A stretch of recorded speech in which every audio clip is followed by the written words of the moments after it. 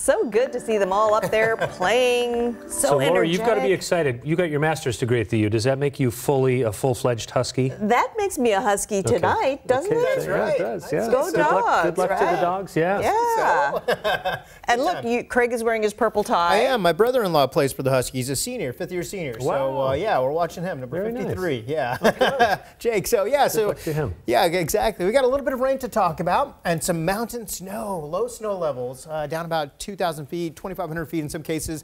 Take a look at the rotation around this system. The center of the storm is just off the coast.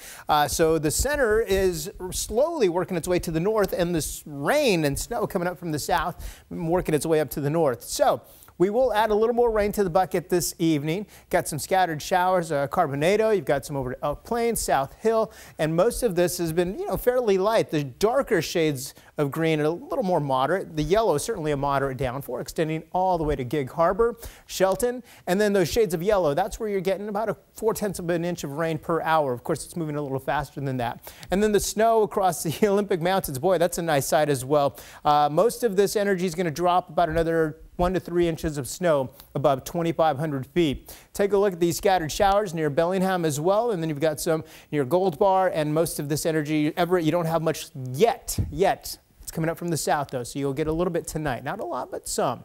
Got 3 of them lined up. Not a whole lot, but 1, 2, 3.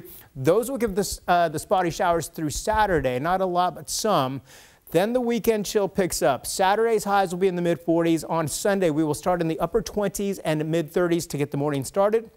We'll have some fog, so some freezing fog possible. Afternoon highs into the 40s. After that, storm doors are closed next week. Not much of a chance at all for rain or mountain snow Monday through Friday. It looks like the best chance will be at about a week out. So that's why we're taking everything we can right now.